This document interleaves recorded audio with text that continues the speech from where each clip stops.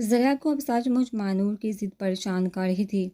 اس مسئلے کا کیا حل نکالا جائے کہ سام بھی مر جائے اور لاٹھی بھی نہ ٹوٹے، یعنی میں شادی بھی نہ کروں اور مانور راضی بھی ہو جائے۔ ابھی وہ انہیں سوچوں میں گم تھا کہ اس کا خون جگمگا اٹھا اور ساتھ ہی ذریاب کا چہرہ بھی۔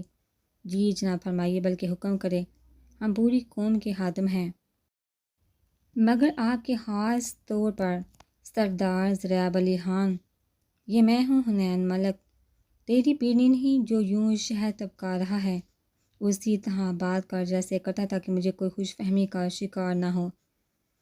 حنین کی بات پر ذریاب نے کہہ کر گیا، پھر کچھ سوچ کر کہا، یار میں آج کل مانور کی وجہ سے بہت پریشان، بلکہ سیدھے لفظوں میں اس نے مجھے پریشان کیا ہوا ہے۔ تو اس کی وجہ سے خوش کب تھا، بلکہ سیدھے لفظوں میں اس نے تجھے ہمیشہ پریشان ہی کیا ہے۔ دکھی آتما، یار میں اس ٹینشن سے نکل کر خوش رہنا چاہتا ہوں، تو میری مدد نہیں کر سکتا؟ ذریاب کی بات پر حنین نے ہنستے ہوئے کہا، اگر زندگی میں خوش رہنا چاہتا ہے تو 2 اصول اپنا لے۔ نمبر 1، کسی کے معاملے میں ابا جان مت بن۔ نمبر 2، کسی کو اپنے معاملے میں ابا جان مت بننے دے۔ حنین، دل تو کرتا ہے تجھے دفع کر دوں اور تیرے اوپر فاتحہ پڑھ کر فارغ ہو جاؤں، پر کیا کروں؟ تو یار اپنا بتا، کیا مدد کر سکتا ہوں میں تیری؟ بس بیٹا چاہیے اسے، اس کے اندر کی محرومی بولتی ہے مجھے شادی کے لیے فورس کر، یہ بس جی اپنے اپنے نصیب ہیں، خوش قسمت ہے تو یار، ورنہ ہم۔ حنین نے ایک سر بڑی زیادہ ڈرامے بازی نہیں، میرے مسئلے کا حل بتا۔ تو ایسا کہ مجھے اپنی بیوی بنا لے، یا پھر تو میری بیوی بن جا۔ اگر تو میری بیوی بنا تو جو میں کہوں گا وہ تجھے کرنا پڑے گا، اور اگر میں تیری بیوی بنا تو میری ساری ذمہ داریاں تجھ پر۔ مطلب ہرچا ورچا زیادہ بکواس نہیں، سیدھا بتا کیا چاہیے تجھے؟ لالچ کے بغیر بھی کام کر دیا کر میری جان، یہ سب پیسے کا کھیل ہے۔ اگر تو مجھے ابھی تھوڑی سی شاپنگ کروا دے تو میں تیرا مسئلہ ایسے حل کروں گا کہ تو خود بول اٹھے گا۔ اس سے اچھا تو مسئلہ ہی تھا۔ یہ بات حنین نے دل میں کہی کہ تو حیران رہ جائے گا، اور مسکرا کر ذریاب کی طرف دیکھا جو اپنا کریڈٹ کارڈ حنین کی طرف بڑھا رہا تھا۔ بس اب تو میری بات غور سے سن، بیویاں چاہتی ہے شوہر ان پر مرے، جب شوہر ان پر مرتے ہیں تو کہتی ہیں پڑے جا کے مر، جب وہ پڑے جا کے مرتے ہیں تو کہتی ہائے میں مر گئی۔ مطلب اب تو ایک بار پھر عشق کر، وہ کیا ہے نا، دوجی باری بھی ہویا پیار، دوجی باری بھی ہویا اے تیرے نال۔ حنین نے اپنی گول مٹول آنکھوں کو گھما کر کہا، جبکہ ذریاب نے نہ سمجھی سے اسے دیکھا۔ بی بی جلدی کریے، میرے کپڑے پہن لے، سچ میں آج بہت اچھا موقع ہے، مجھے نہیں لگتا کہ ایسا موقع پھر ہمیں ملے گا۔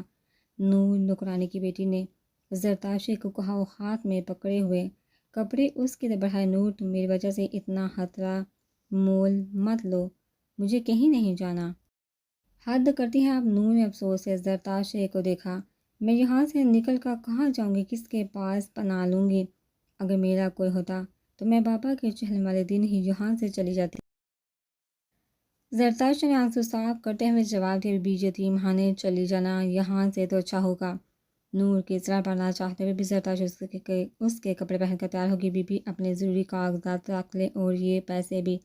نور نے اپنے دوپٹے کے کونے میں بندے ہوئے کچھ روپے زرتاشے کو دیے، میں تمہارا احسان ساری زندگی یاد رکھوں گی، مگر سمجھ نہیں آ رہی کہاں جاؤں؟ زرتاشے نے نور کے گلے لگتے ہوئے کہا، بی بی میرے مانے تو ٹرین پر بیٹھ کر کسی دور شہر چلے جائیں، ٹرین کا سفر لمبا بھی ہوتا ہے اور محفوظ بھی، آپ کو سوچنے کے لیے کافی وقت مل جائے گا، جلدی کر کہیں چھوٹے صاحب نہ آ جائیں۔ نور نے باہر دیکھتے ہوئے کہا، مگر گاؤں والے مجھے پہچانتے ہیں، میں ٹرین تک کیسے پہنچوں گی؟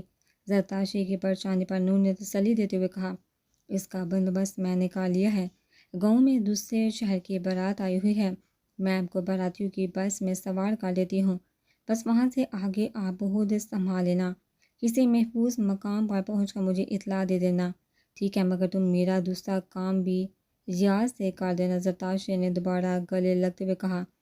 حمین ڈرائیونگ سیٹ پر تھا، حذیفہ اس کے ساتھ فرنٹ پر، جبکہ موسیٰ، ارتضیٰ اور مرتضیٰ پیچھے بیٹھے ہوئے تھے۔ یہ سب مل کر آج حذیفہ کا یونٹ چھوڑنے جا رہے تھے۔ گاڑی میں مکمل خاموشی چھائی ہوئی تھی۔ موسیٰ اور مرتضیٰ موبائل پر اپنی اپنی بزنس اپ ڈیٹ چیک کر رہے تھے، جبکہ ارتضیٰ ایک پیشنٹ کی بائیوگرافی دیکھ رہا جس کا کال آپریشن تھا اور حذیفہ مسلسل اس معصومہ کو کال کرا تھا۔ وہ چاہتا تھا کہ جانے سے پہلے ایک بار اس سے بات ہو جائے۔ حمید کب سے صاحب کی سرگرمی کو غور سے دیکھ رہا تھا، بلاہر اس کا صبر جواب دے گیا، توئیں سوئیں این غین جا بے عاشقو توانو کتے پین۔ حمید کے شہباز صاحب نے ایک بار سر اٹھا کر اسے حیرت سے دیکھا اور پھر ہنسنے لگے کہ تجھے اچانک کیا دورے پڑنے لگتے ہیں؟ مجھے لگتا ہے تو اسلام آباد کی بجائے امرتسر میں پیدا ہوا ہے۔ عجیب سی قوالے اشعار اور کہاوتیں ہوتی ہیں تیری، حذیفہ نے کہا، جس پر حمید نے اپنی گول مٹول آنکھوں سے اسے گھورا۔ ایک سردار بڑھتے ہوئے جواب دیا، ایک دفعہ کا ذکر ایک بہادر فوجی ہوتا تھا، پھر اسے رانگ نمبر پر ایک حسینہ مل گئی جس کے بعد ہمیشہ یہ کہتا ہوں ملا میرے پاس تم ہو۔ ساری کار کہہ کو سے گونج اٹھی۔ بس کرو یار، اب اس ڈرامے کا پیچھا چھوڑ بھی دو۔ جبکہ حذیفہ نے حمید کی کمر پر مکہ مارتے ہوئے جواب دیا، میرے پاس بم ہے، جس پر ایک بار پھر سب ہنسنے لگے۔ ویسے زرنار بالکل ٹھیک ہے، تجھے پڑھنے لندن بھیجا تھا، مگر شاید تو لندن کے بجائے امرتسر چلا گیا اور سکھوں سے یاریاں لگا لی، جس کا تیری شخصیت پر گہرا اثر ہوا۔ پہلی بات یہ کہ میرے نزدیک لندن اور امرتسر میں کوئی خاص فرق نہیں، دونوں شہر میں کثیر تعداد میں سکھ نظر آتا ہے۔ دوسری بات، میرا روم میٹ ایک سکھ تھا جو اکثر مجھے پنجابی جوک سے سناتا رہتا تھا، تمہیں بھی۔ میں ایک خشونت سنگھ کا واقعہ سنا تھا۔ خشونت سنگھ لکھتے ہیں، ایک بار میں جہاز میں ممبئی سے سنگاپور جا رہا تھا، ایک خاتون میرے برابر کی سیٹ پر بیٹھی ہوئی مجھے مسلسل گھورے جا رہی تھی۔ میں سمجھ گیا کہ اس عورت نے آج تک کوئی سردار نہیں دکھا۔ سفر کے دوران جب ایئر ہوسٹ چائے اور سنیک لائی تو میں نے سوچا کہ اس عورت سے گفتگو کو آغاز کر۔ اس کا نام مارگیٹا تھا اور اس کا تعلق اسپین سے تھا۔ دوران گفتگو اس نے پوچھا، آپ کون ہیں؟ میں نے انگریزی میں کہا، I am Sikh. I am sorry, وہ خاتون کہنے لگی، امید ہے آپ جلدی ٹھیک ہو جائیں گے۔ میں نے اس پر کہا، نہیں محترمہ، آپ غلط سمجھ رہی ہیں۔ I am not Sikh as that of the body, I am Sikh as of religion. خاتون بہت خوشی عمر سے گرمجوشی سے ہاتھ ملا کہنے لگی، it is nice meeting you, I am also Sikh of religion. واقعہ سن کر سب ہنسنے لگے۔ حد ہے یار، تو وکیل کم اور مزاح نگار زیادہ لگتا ہے، اس سے زیادہ نے کہا، جس پر صاحب نے اس کا ساتھ دیا۔ اچھا پھر یہ حذیفہ کیا لگتا ہے تمہیں؟ اس کی حرکتیں بھی تو نوٹ کرو۔ حمید کے کہنے پر حذیفہ نے گور کر اسے دیکھا۔ ہاں جی فوجی بھائی، آپ آج کل کیا کر رہے ہیں؟ موسیٰ اور مرتضیٰ نے پوچھا، تمہیں پتہ ہے حمید ہر وقت بکواس کرتا رہتا ہے، اس کی باتوں کو سیریس نہ لیا کرو، یہ مجبور ہے۔ چپ رہ نہیں سکتا، میں نے چپ رہ کر دیکھ لیا، نہیں رہا جاتا چپ۔ حمید نے شرمندہ ہونے کی بجائے آگے سے اقرار کیا، یار ویسے ایک بات ہے، محبت ہے بڑی ظالم چیز، اگر سچ میں ہو جائے تو۔ موسیٰ کے بیان پر ایک بار حمید اور حذیفہ نے بیک مرر میں اسے حیرت سے دیکھا۔ زیادہ حیران ہونے کی ضرورت نہیں، میں نے یہ بات کہیں پڑھی تھی کہ انسان کی پہچان دولت سے نہیں، بلکہ موسیٰ بھی اتنا ہی بول پایا تھا کہ حمید نے اس کا جملہ اونچا کر لیا، انسان کی پہچان دولت سے نہیں شہادی کارڈ سے ہوتی ہے، پاگلو۔ کیری کیری کاملی گلا دسا میں توانو، جس پر سب ہنسنے لگے، جو کہ موسیٰ نے نفی میں سہ لایا۔ اس کے ساتھ کوئی بھی کام کی بات کرنا فضول ہے۔ حذیفہ نے موسیٰ کی طرف دیکھ کر کہا، اور ایک بار پھر معصومہ کا نمبر ڈال کے، اللہ خیر کرے، کیوں فون نہیں اٹھا رہی؟ بیل تو جا رہی ہے، پتہ نہیں کیوں، مگر حذیفہ کو عجیب سی بے چینی ہو رہی تھی، جسے کوئی محسوس کرے نہ کرے مگر حمید محسوس کر رہا تھا۔ زیادہ پریشان ہونے کی ضرورت نہیں، فون سائلنٹ پر ہوگا۔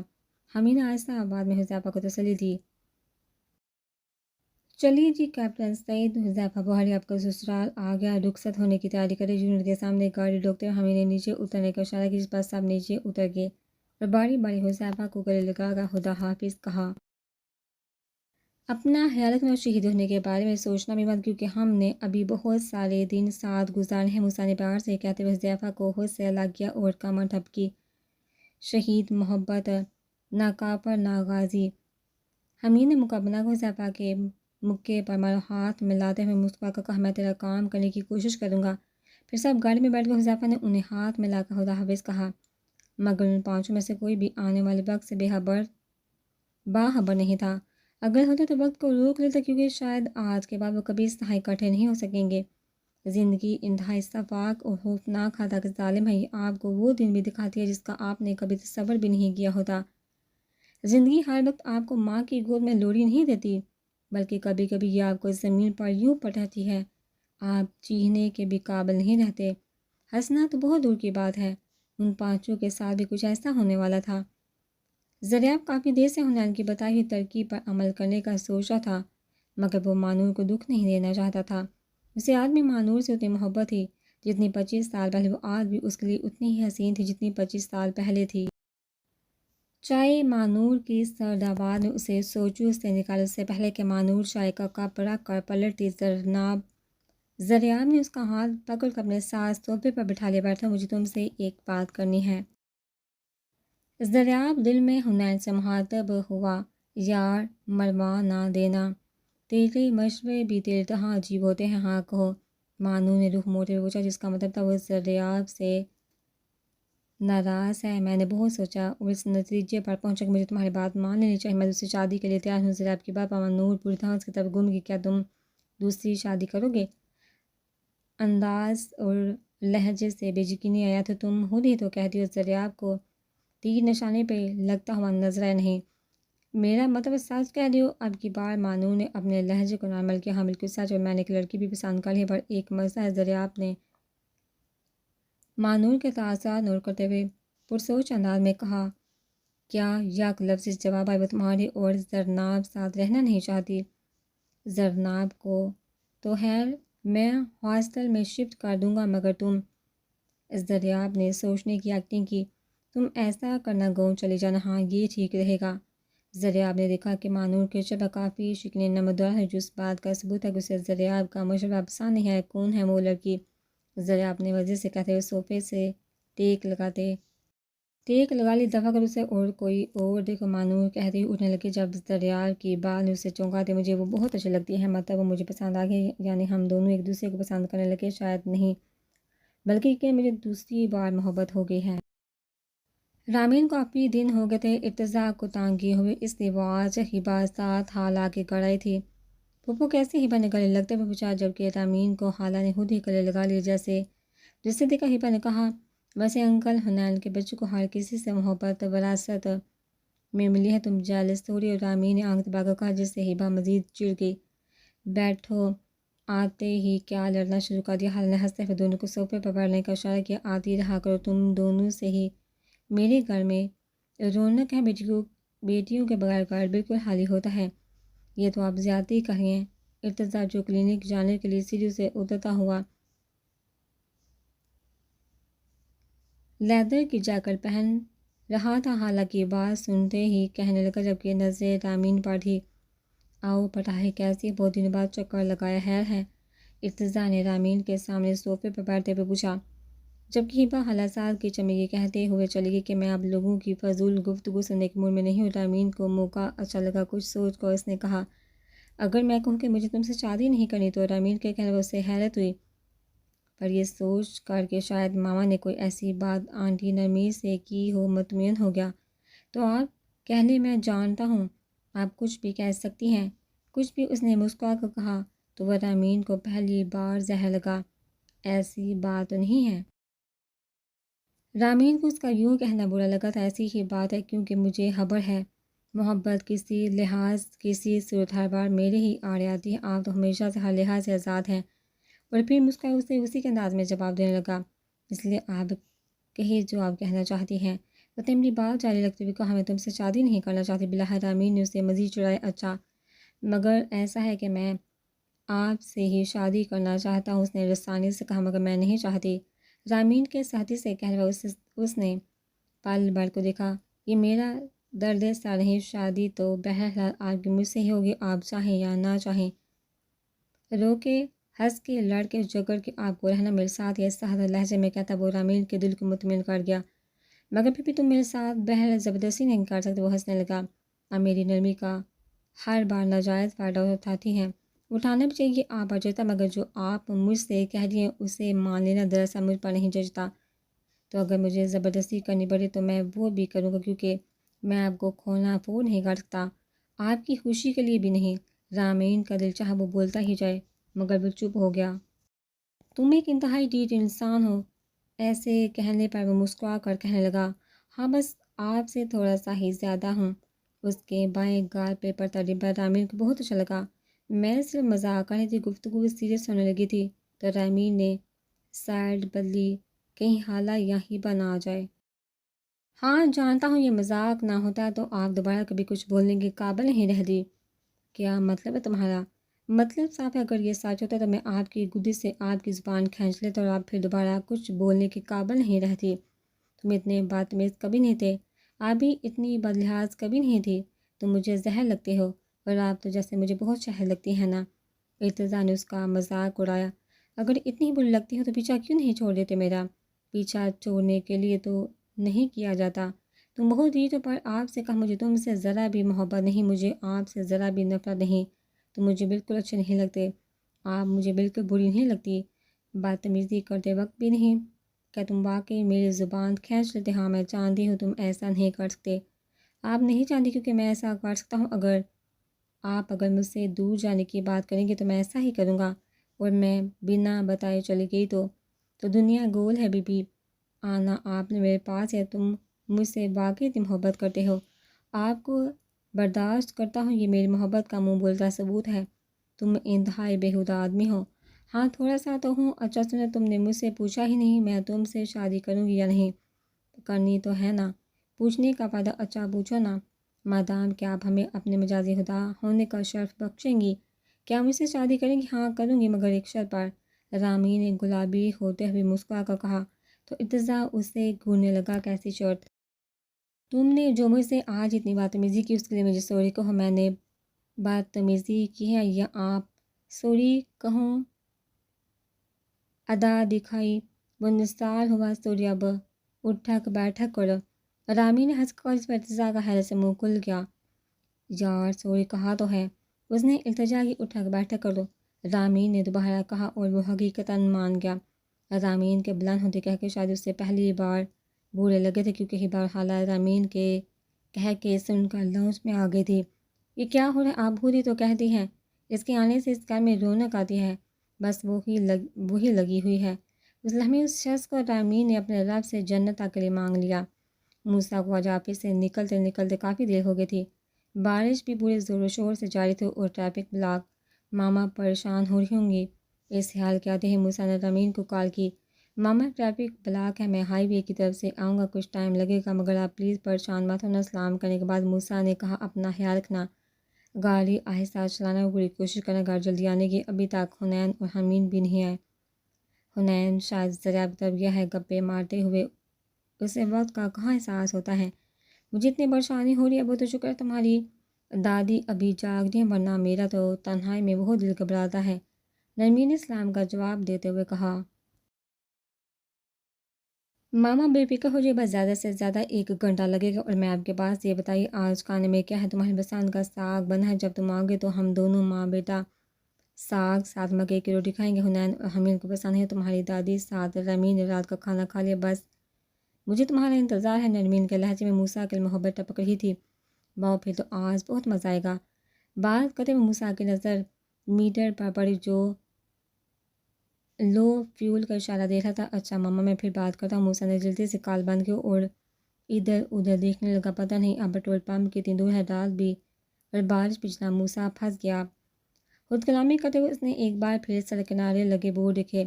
اب اسے موسیٰ کی خوش قسمتی سمجھی یا بدنصیبی، بہرحال اسے دور سے ایک پیٹرول کی لائٹ نظر آئی۔ پیٹرول ڈلوانے کی نیت سے موسیٰ نے گاڑی روڈ سے نیچے سڑک پر اتاری، اسے الفاظ میں بذاتِ خود باہیں کھول کر مصیبت کو خوش آمدید کہا۔ صاحب کتنے کا ڈالا ہے؟ سیل بوائے کی پوچھنے پر موسیٰ نے ٹینکی فل کرنے کو کہا، جس پر اسے حذیفہ کا لطیفہ یاد آ گیا۔ ایک دفعہ کا ذکر ہے، ایک سادہ سا شخص پیٹرول پمپ پر 20 روپے دے کر بولا ٹینکی فل کر، جس پر سیل بوائے نے جواب دیا، سر آپ 20 روپے اور دے دیں تو ہم پیٹرول پمپ میں آپ کا آدھا حصہ ڈال دیتے ہیں۔ خود بہت مسکرائے، موسیٰ کے ہونٹوں کو چھو گئے۔ کیا چیز ہو captain Huzaifa? I am missing you sir, یہ لے چابی۔ موسیٰ نے چابی لیتے ہوئے پیمنٹ کی اور گاڑی ریورس کرنے لگا، تبھی اس کے کان میں کسی لڑکی کی چیخنے کی آوازیں، بچاؤ بچاؤ۔ موسیٰ نے ایک سرسری نظر اس آواز کی سمت دوڑائی تو اسے پیٹرول پمپ کے آفس سے بھاگتی ہوئی ایک لڑکی نظر آئی، جس کے پیچھے 2 سیل بوائے بھی بھاگ رہے تھے۔ دیکھتے ہی دیکھتے وہ لڑکی موسیٰ کی گاڑی کے سامنے آ گئی، مجبوراً اسے گاڑی روکنا پڑی۔ صاحب میرے ملک خدا کے لیے، یہ لوگ مجھے زبردستی یہاں لے آئے ہیں۔ دیکھنے میں وہ 80 یا دیکھنے میں وہ 18 یا 20 سال کی ایک خوبصورت لڑکی تھی، ہونٹوں سے خون بہ رہا تھا، ماتھے پر بھی چوٹ لگی ہوئی تھی، دوپٹہ کہیں نہیں تھا، میلے کچالے کپڑے پہنے وہ کوئی مانگنے والی ہی لگ رہی تھی۔